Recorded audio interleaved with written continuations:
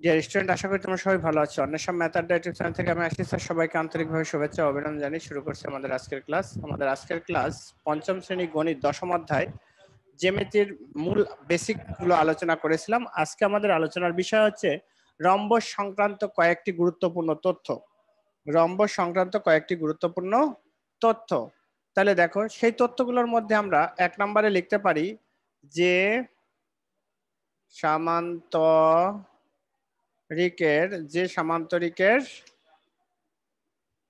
সামান্তরিকের দুইটি সন্নিহিত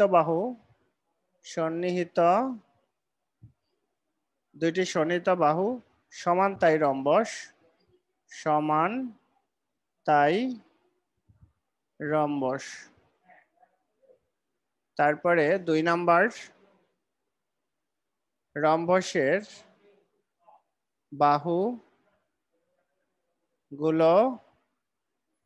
বাহুগুলো সব সমান এবং বিপরীত কোণগুলো সমান এবং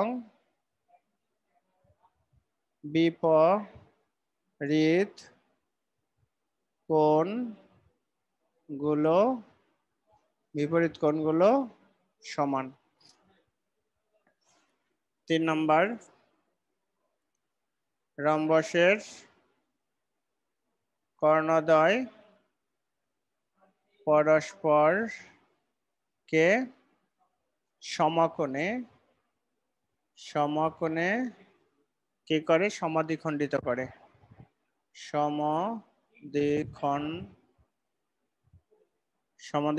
করে। তারপরে 4 নাম্বার, বর্গ এক ধরনের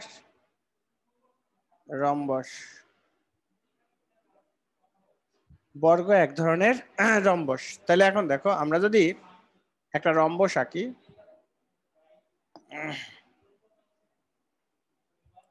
যার প্রত্যেকটা বাহু হবে সমান। ধরো এটা একটা রম্বস, হ্যাঁ, এটা একটা রম্বস। ক, খ, গ, ঘ, এই একটা কর্ণ আর এই একটা কর্ণ, এরা ম বিন্দুতে ছেদ করছে। এরা একটা বিন্দুতে ছেদ করছে। কোন বিন্দু? ম বিন্দু। তাহলে এরা যদি ম বিন্দুতে ছেদ করে,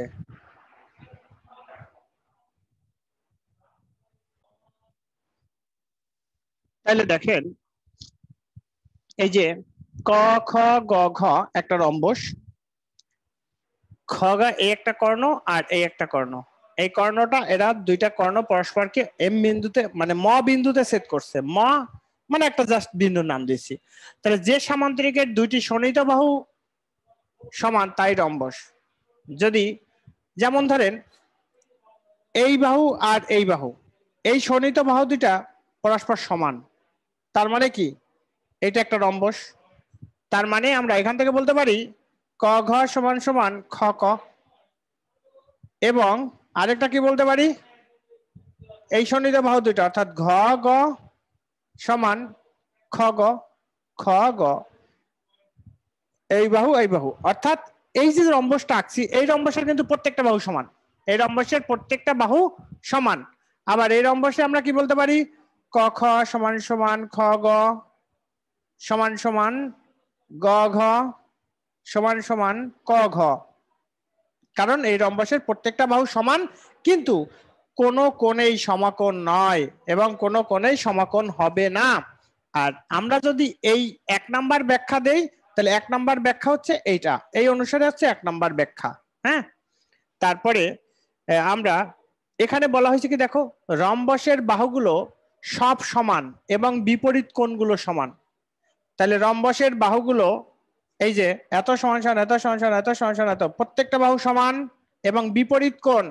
যেমন ধরো এই ঘ ক খ, এই কোণ সমান সমান খ গ ঘ, এই কোণ দুইটা এরা সমান, অর্থাৎ এইটার বিপরীত কোণ এইটা, এই কোণ দুইটা সমান। এবং আরো দুইটা কোণ আছে এবং ক খ গ সমান সমান ক ঘ গ, এই কোণ দুইটাও সমান, এই কোণটা আর এই কোণটা সমান।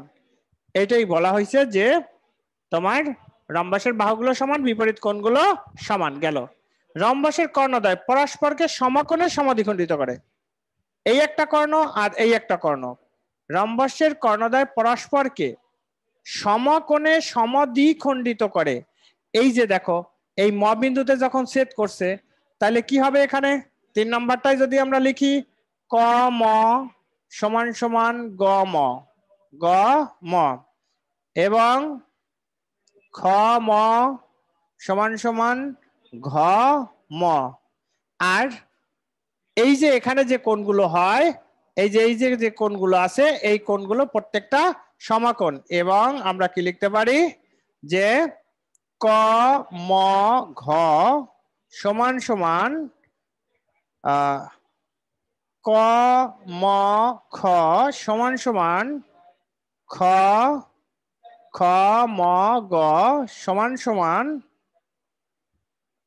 গ ম ঘ, গ ম ঘ। এই কোণগুলো সমান সমান কত? এক সমকোণ, সমকোণ। এই প্রত্যেকটা কোণ সমকোণ। এই কোণ 90 ডিগ্রি, এই কোণ 90 ডিগ্রি, এই কোণ 90 ডিগ্রি, এই কোণটাও 90 ডিগ্রি, প্রত্যেকটা কোণ 90 ডিগ্রি। এটাই হচ্ছে রম্বসের কর্ণদ্বয় পরস্পরকে সমকোণে সমদ্বিখণ্ডিত করে।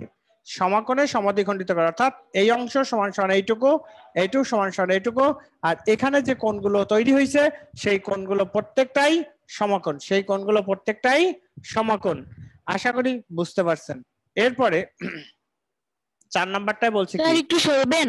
4 নাম্বারটা বলছে বর্গ এক ধরনের রম্বস। তাহলে বর্গ এক ধরনের রম্বস, তাহলে বর্গ যদি এক ধরনের রম্বস হয়, তাহলে আমরা ওই যে ক ম লেখো, যে ক বর্গ এক ধরনের রম্বস, তাহলে লেখো ক ম, ক ম সমান সমান ম গ, এবং আরেকটা লেখা যায় কি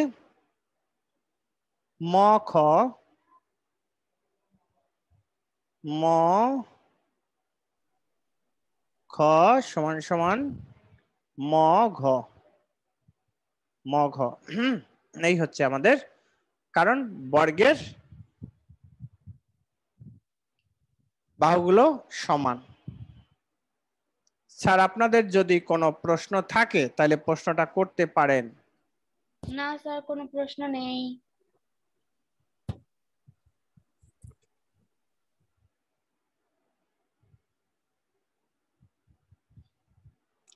হয়েছে? জি স্যার।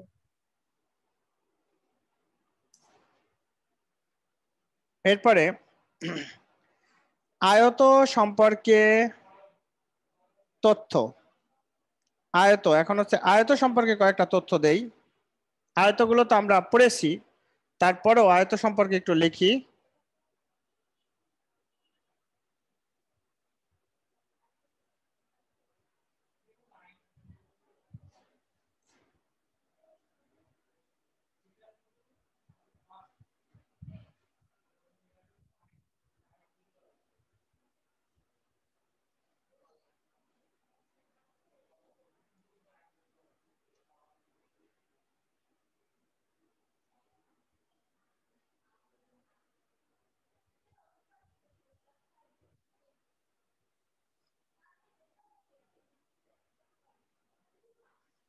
আয়তের বিপরীত বাহুগুলো সমান ও সমান্তরাল। 2 নাম্বার, আয়তের প্রত্যেকটি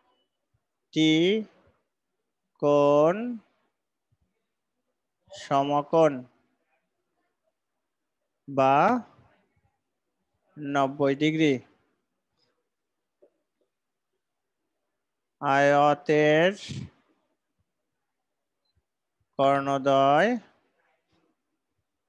কর্ণদ্বয় পরস্পরকে সমদ্বিখণ্ডিত করে। 4 নাম্বার, আয়তের কর্ণদ্বয় সমান। 5 নাম্বার, আয়ত এক প্রকারের সামান্তরিক বটে।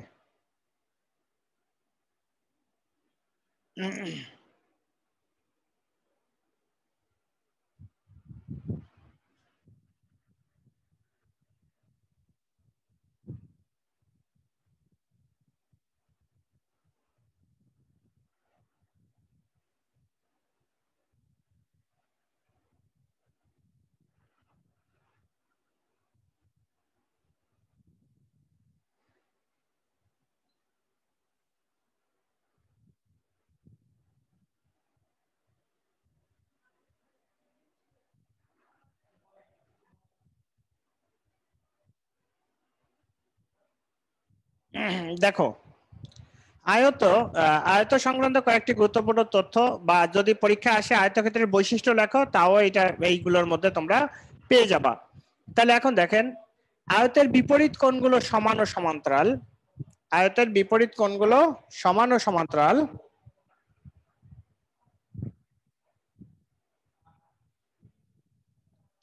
তাহলে কি, আয়তের বিপরীত বাহুগুলো সমান ও সমান্তরাল। এই যে এইটার বিপরীত বাহু এটা, এটার বিপরীত বাহু এটা, সমান ও সমান্তরাল। তাহলে আমরা কি লিখতে পারি? 1 নম্বর পয়েন্টে দেখো তো, ক খ গ ঘ একটা আয়ত, তার মানে ক খ এর বিপরীত বাহু সমান সমান গ ঘ, বিপরীত বাহুগুলো সমান, এবং ক ঘ এর বিপরীত বাহু খ গ। আর কি বলছে? আয়তের বিপরীত বাহুগুলো সমান ও সমান্তরাল। অতএব বা এবং আবার কি লেখা যায়? এই যে সমান ও সমান্তরাল, ক খ, এই সমান্তরাল চিহ্ন এটা, ক খ সমান্তরাল ঘ গ, এবং কি লেখা যায়? ক ঘ সমান্তরাল খ গ। এটা হচ্ছে সমান্তরাল চিহ্ন, এটা হচ্ছে সমান্তরাল চিহ্ন। এই দুইটা লম্বালম্বি দুইটা টান, এটাকে বলা হয় সমান্তরাল চিহ্ন। তাহলে কি বলা হয়েছে? আয়তের বিপরীত বাহু সমান এবং সমান্তরাল। এই হলো আমাদের 2 নম্বরের ব্যাখ্যা। 2 নম্বর, আয়তের প্রত্যেকটি কোণ সমকোণ। এই যে দেখো, এই একটা কোণ, এই একটা কোণ, এই একটা কোণ, এই একটা কোণ, তাহলে এই প্রত্যেকটা কোণ হচ্ছে সমকোণ। তাহলে লিখবা ক ঘ গ সমান সমান ক খ গ সমান সমান খ গ ঘ। বাকি রইল কি? সমান সমান খ ক ঘ সমান সমান 90 ডিগ্রি, সমান সমান 90। এক সমকোণ কত? 90 ডিগ্রি না? এক সমকোণ 90 ডিগ্রি। এরপরে 3 নাম্বারটা, আয়তের কর্ণদ্বয় পরস্পরকে সমদ্বিখণ্ডিত করে। এই যে একটা কর্ণ আর এই একটা কর্ণ, অর্থাৎ এই অংশ সমান সমান এই অংশ, এই অংশ সমান সমান এই অংশ। তাইলে লিখবা ক ম সমান সমান ম গ, এবং ঘ ম সমান সমান ম খ। সমাদ্বিখণ্ডিত করলে মানে এই অংশ আর এই অংশ সমান, এই অংশ এই অংশ সমান। আয়তের কর্ণদ্বয় সমান। 4 নাম্বার, কর্ণদ্বয় বলতে কি? কর্ণ ক গ সমান সমান কর্ণ খ ঘ, খ ঘ, এই কর্ণগুলা সমান। আর আয়ত এক প্রকার সামান্তরিক, এটাকে আমরা এক প্রকারে সামান্তরিকও বলতে পারবো। এই হচ্ছে আমাদের এই আয়তের বৈশিষ্ট্যের ব্যাখ্যা। দেখো, তোমাদের কোনো প্রবলেম থাকলে তোমরা বলতে পারো। না স্যার, কোনো প্রবলেম নেই।